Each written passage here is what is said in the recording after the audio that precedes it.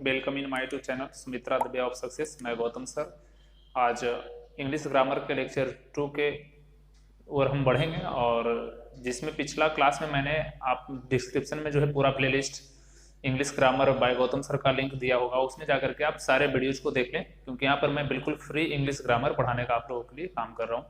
जिसमें पिछले लेक्चर में आर्टिकल का स्पेसिफिक रूल्स में मैंने 2 रूल के बारे में डिस्कस किया था और अभी मैं उसके आगे वाले रूल को डिस्कस करूंगा आपके सामने। तो आप हमारे साथ बने रहें अंत तक और नोटबुक और पेपर पेन साथ में लेकर रहें, ताकि जो भी इंपॉर्टेंट पॉइंट्स हम बोलते हैं उसे आप लिख करके नोटबुक में अपने लिख लें और रिवीजन के पॉइंट ऑफ व्यू से आप नेक्स्ट टाइम के लिए वो आपको अपने पास स्टोर कर सकते हैं।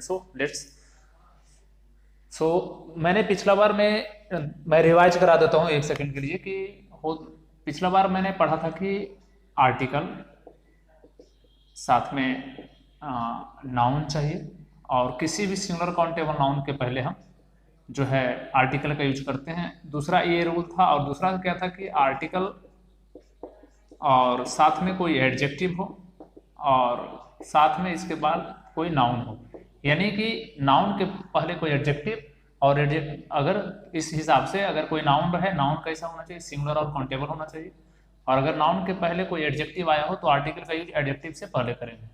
ठीक है, ये 2 रूल। अभी तीसरा आप लिखेंगे कि वैसा रूल नंबर 3 आप लिखेंगे। अगर मे भी रिवीजन हो रहा होगा तो कोई दिक्कत नहीं है, फर्स्ट लेक्चर में भी मेरे को ये नहीं है कि मैं फिर भी मैं रिमाइंड कर देता हूँ। रूल नंबर 3 है ना, रूल नंबर 3 आप देखेंगे कि वैसा सिंगुलर काउंटेबल नाउन, वैसा सिंगुलर काउंटेबल नाउन जिसके पहले कोई एडजेक्टिव आया हो, लिख लीजिएगा, वैसा सिंगुलर काउंटेबल नाउन जिसके पहले कोई एडजेक्टिव आया हो तथा एडजेक्टिव से पहले कोई एडवर्ब का यूज किया गया हो तो आर्टिकल का यूज एडवर्ब से पहले करेंगे। एक बार फिर से बोल देते हैं, वैसा सिंगुलर काउंटेबल नाउन जिसके पहले कोई एडजेक्टिव का यूज किया गया हो और एडजेक्टिव से पहले यानी उस एडजेक्टिव से पहले कोई एडवर्ब का यूज किया गया हो तो आर्टिकल का यूज उस एडवर्ब से पहले करेंगे। जैसे कि देख लेंगे, she is an extremely beautiful girl, beautiful girl. I hope आप लोग को दिखाई दे रहा होगा। तो देखेंगे यहाँ पर गर्ल जो है वो सिंगुलर काउंटेबल नाउन है, ब्यूटीफुल एडजेक्टिव है और एक्सट्रीमली जो है आपका एडवर्ब है।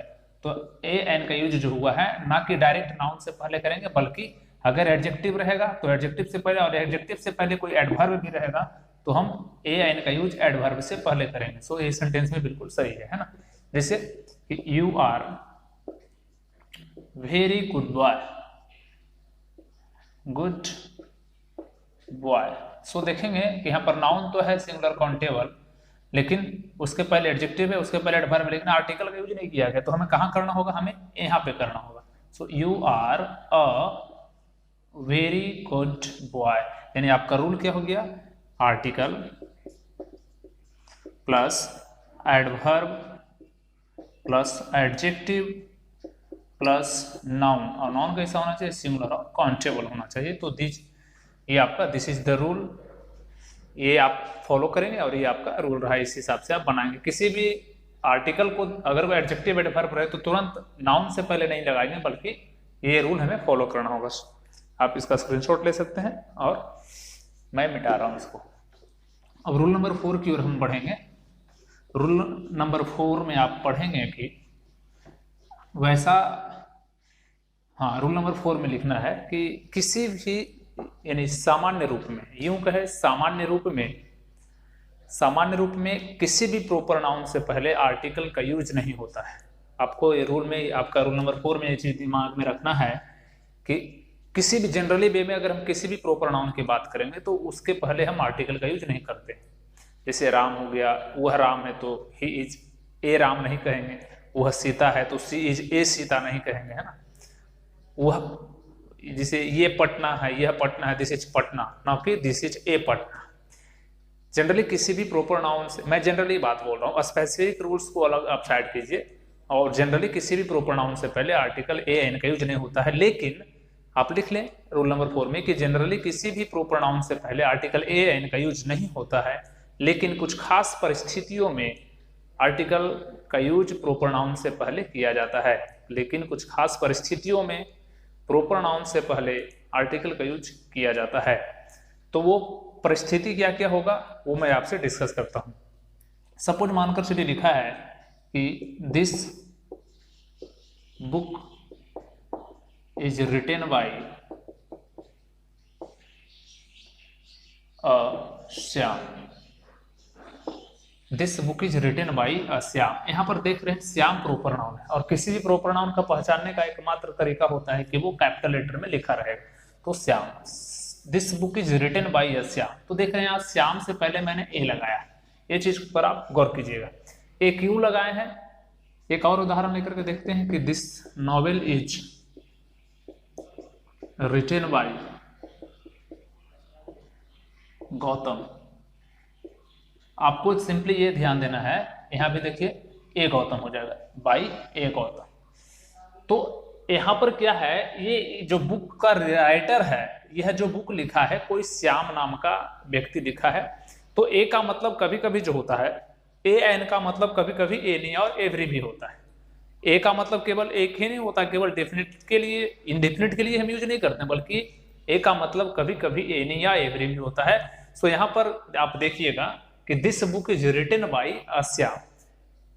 यह बुक कोई श्याम नाम के व्यक्ति के द्वारा, कोई श्याम के द्वारा लिखा गया, ना कि एक श्याम के द्वारा लिखा गया है ना। ए का मतलब यहाँ पर कोई सेंस दे रहा है, और वो Shyam, I do not know anything about the Shyam who is written by the book, यानी मैं इस व्यक्ति को नहीं जानता, यानी मैं इस श्याम को नहीं जानता जो इस बुक को लिखा है। यानी हम वहां पर आप समझ ये पा रहे हैं कि जब कर्ता हमसे अनजान रहे, यानी जब जो नाउन है, जो सब्जेक्ट है, यानी यहाँ पर जो ये काम को किया है ये सब्जेक्ट है, तो ये जो सब्जेक्ट है वो हमसे अनजान रहे। जब अनजान का बोध हो तभी हम उसके लिए आप जो है प्रॉपर नाउन से पहले ए एन का यूज कर सकते हैं। सेम यहाँ भी यही है कि यह नोवेल कौन लिखा है, कोई गौतम नाम के व्यक्ति द्वारा लिखा गया है, लेकिन वो कहाँ है, मेरे ना कोई मैं उसे जानता हूँ, बस मैं दुकान में गया, उसका लेखक देखा, और मैं मुझसे पर्सनली उसका कोई रिलेशन है, यानी I do not know anything about the subject. तो हमें उस सब्जेक्ट के बारे में जानकारी ना रहे जब आप प्रॉपर वे में ना रहे। यानी मैं एक तरीका और आपको बताता हूँ कि कभी कभी ए का भी यूज होता है और कभी कभी सम का भी यूज होता है। तो मैं आपको एक छोटा सा उदाहरण देने का प्रयास करूंगा और आपको समझाने का। देखिए, कॉन्सेप्ट को समझना बहुत ज्यादा जरूरी है।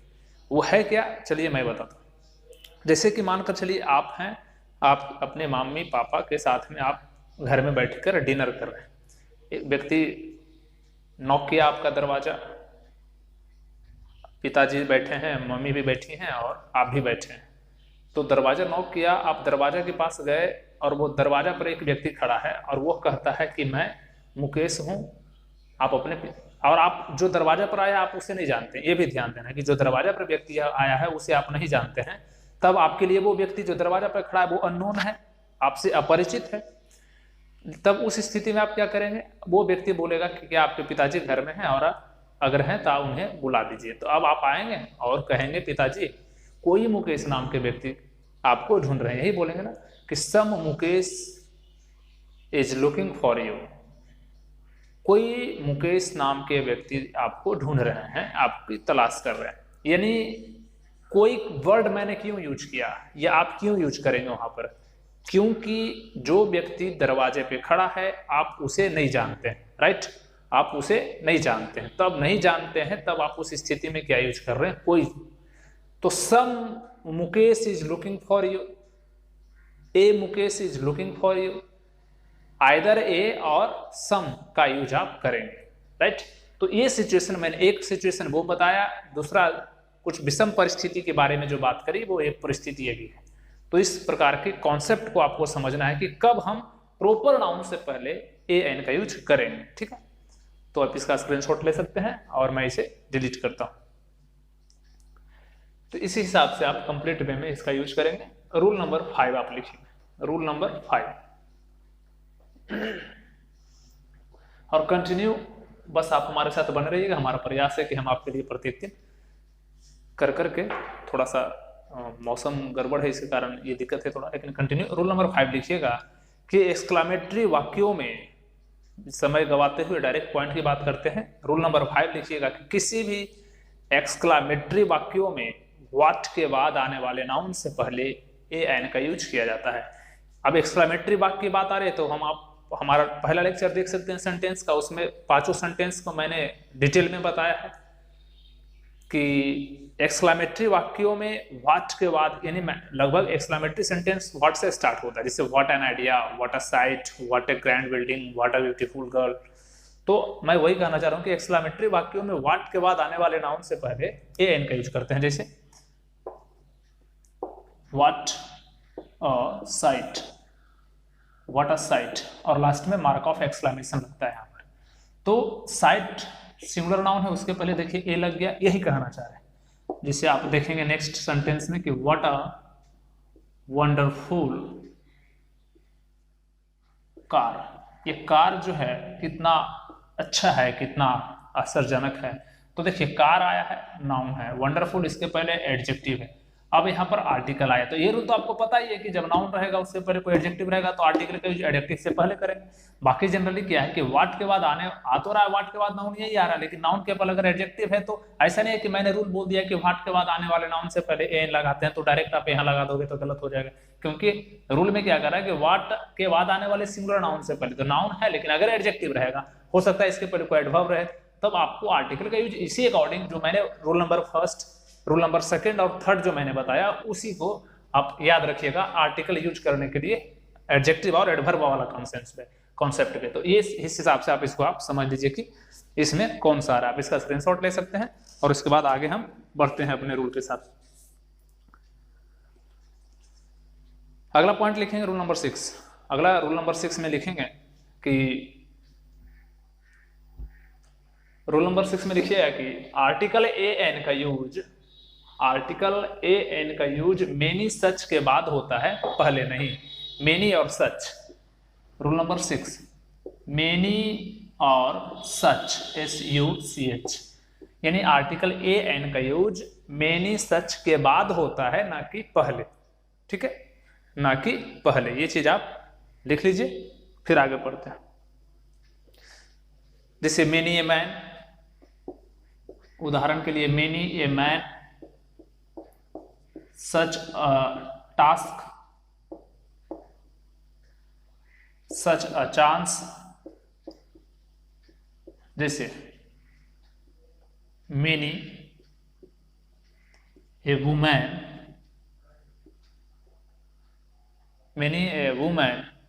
Would welcome such a chance. तो देखिए many a woman singular noun, many के बाद नाउन आया है, लेकिन आर्टिकल का यूज जो हो रहा है वो इसके पहले हो रहा है, यानी मेनी के बाद हो रहा है। आपको ये चीज भी ध्यान देना है कि मेनी के बाद हो रहा है। आर्टिकल ए एन का यूज मेनी सच के बाद करते हैं, ना कि ए मेनी मैन नहीं। ए मेनी वुमैन यहां पर कर देंगे तो गलत हो जाएगा, ये गलत हो जाएगा। आपको क्या है, many a woman would welcome. अब सच ए चांस देखिए, सच के बाद नाउन है, उसके पहले, यानी इसके तो बाद ही हो रहा है ना, यही चीज आपको ध्यान देना। हो तो रहा है इसके बाद, सेम उसी में भी मेनी के बाद ही देख रहे हैं कि हो रहा है, तो हम यही चीज ध्यान। अब यहाँ पर ए सच चांस नहीं कर सकते, ए सच चांस अगर आप लिखोगे तो गलत हो जाएगा। ठीक है, ए सच चांस नहीं, सच ए चांस, ये सही है। तो इस हिसाब से आप कॉन्सेप्ट को समझिए कि ए एन मैं आपका टोटल आर्टिकल का इंपॉर्टेंट रूल्स, आपने ऐसा यूट्यूब पर अभी से पहले कभी नहीं देखा होगा कि इतना विस्तार से, बिल्कुल ऑफलाइन क्लास की तरह मैं आप लोगों को पढ़ा रहा हूँ। सो आप कंटिन्यू बने रहिए और जितना ज़्यादा हो सके आप लेक्चर्स को शेयर करें लोगों के बीच, ताकि जो भी गरीब भाई लोग हैं हमारे जैसे वो भी सीख सकते हैं, क्योंकि मैंने भी मेहनत करी है और ये बस आपका कोऑपरेशन बना रहे तो कंटिन्यू वे में यहाँ पर आपको सिखाऊंगा।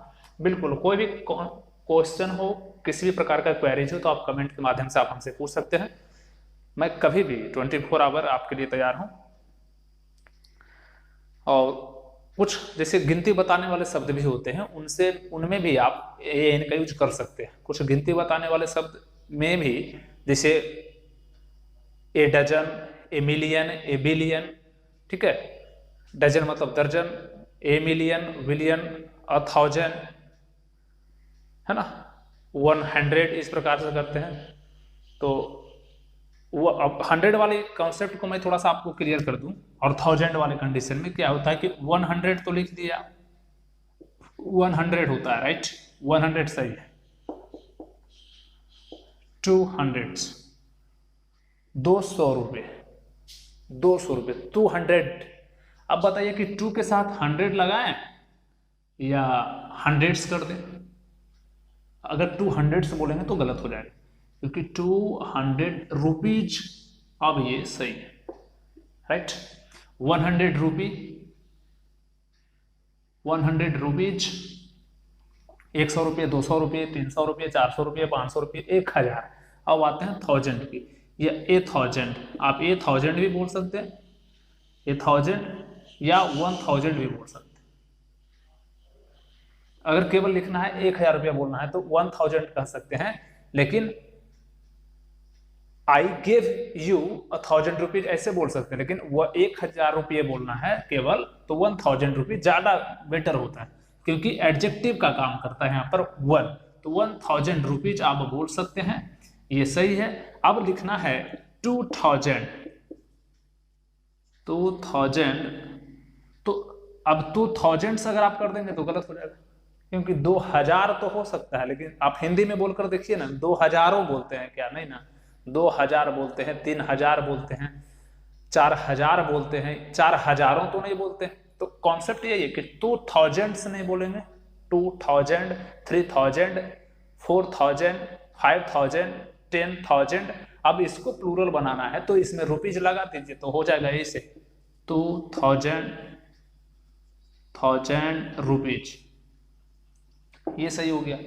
तो ऐसे समझना है आपको, ठीक है। हाँ, लेकिन थाउजेंड्स ऑफ पीपुल, जैसे हजारों लोग बोलते हैं, हजारों रुपये मैंने खर्च किए, है ना, हजारों रुपये, तो थाउजेंड्स रुपीज, या फिर है ना थाउजेंड्स ऑफ रुपीज, हजारों लोग, थाउजेंड्स ऑफ पीपुल, तो थाउजेंड्स ऑफ पीपुल बोल सकते हैं आप, है ना, थाउजेंड्स ऑफ पीपुल,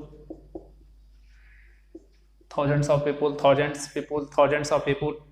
तो हजारों लोग ऐसे बोल सकते हैं, लेकिन हजार लोग नहीं, हजारों लोग होता है, लेकिन अगर आपको 1000, 2000, 3000 कहना है तो 1000, 1000 इस नहीं यहाँ पर लगाएंगे, बल्कि रुपी को आप रुपीज कर देंगे, तो ये कॉन्सेप्ट आपका क्लियर हो जाएगा। तो इस हिसाब से आप कॉन्सेप्ट पढ़ेंगे, फिर जो है अगला वीडियो में मैं आप लोगों के लिए आगे का कॉन्सेप्ट जो है आर्टिकल से जुड़ा मैं बताऊंगा। तो आपसे निवेदन है कि हमारे लेक्चर्स को जितना हो सके लोगों के पास शेयर करें, चैनल को सब्सक्राइब करें, जो हमारे चैनल पर नए हैं वो चैनल को सब्सक्राइब कर लें और बेल आइकन दबा दें, ताकि जब भी मैं वीडियो अपलोड करूं आपके पास उसका नोटिफिकेशन प्रॉपर वे में चला जाए, और आप घर बैठे फ्री में मुझसे यानी गौतम सर से आप अंग्रेजी सीख सकते हैं, वो भी निःशुल्क, प्लस पूछने की पूरी आज़ादी।